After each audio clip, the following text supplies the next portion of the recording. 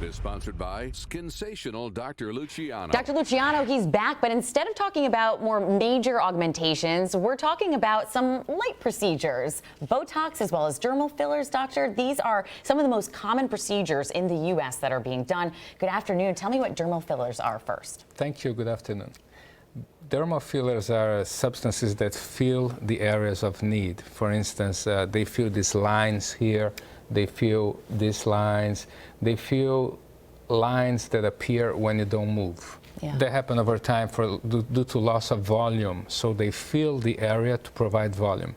Botox, everybody's confused about Botox and dermal fillers.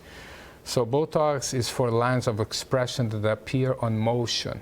Motion, meaning when you frown, you have these lines here. When you smile, you have the crow's feet. And you raise your eyebrows, you have those lines here. These are the most common areas for Botox. Upper face Botox. Lower face Botox is also done, but that's a topic for another talk. And by the way, Botox is not the only medication available. Botox is the brand name of something called botulinum toxin. And you have also Dysport and Xeomin. They are equally as good. It depends on the injector's preference. How do you go about it? So there's a needle, and it can pinch a little bit, but it doesn't seem like it's something that's going to be like you're under anesthesia, or you're going to be out for a while, or there's really bad side effects. There is no bad side effects with Botox. The most common side effect, typically with the technique that we use, is bruising. Bruising goes away in 1 or 2 weeks at the most. And we inject with 31 gauge needles, which are very fine needles. So Botox is virtually painless with the technique that we use. Dermal fillers, when you feel these lines here, that's a little bit more uncomfortable when you inject, but the gel itself has lidocaine in it nowadays. So you feel a little pinch and then it gets numb. The dermal fillers, they stay on your skin for maybe a year or longer, depends on the area.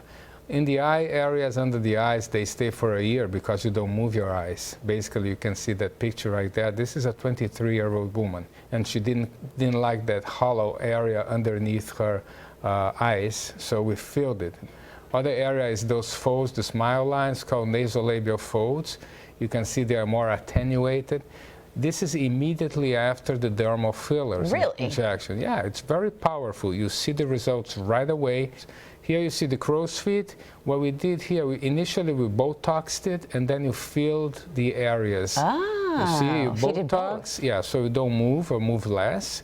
And then it will make a difference too when you put your makeup on. You won't see those creases as much, so it's definitely a huge difference. No, very powerful. What about some before and afters of just Botox? Because again, that is a less expensive, even though you have to keep coming in for this is Botox like 2 or 3 weeks afterwards when she's trying to squint the eyes. Okay. Whoa. So see that? She went back in years. Yeah. Oh yeah, it's very powerful, but not everybody responds the same. You see that 2 weeks later after you inject. See here you can see that she was frowning, and when you frown, nothing happens, and the eyebrows arch a little bit, but there's no lines in the forehead. Is it true, because I've heard that if you start to get Botox when you're younger, then the lines don't become so deep? Is that something that people should abide by? That's a good question. Botox relaxes the muscle underneath the skin.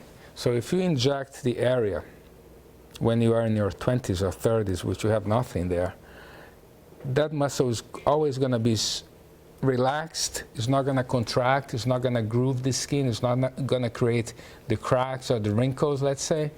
So if you inject yourself regularly every 4 months, you're likely to look like this for a long time. You can use it as a preventive. Well, the only downside is the cost. Thanks, Dr. Luciano, for coming on in. Thank you.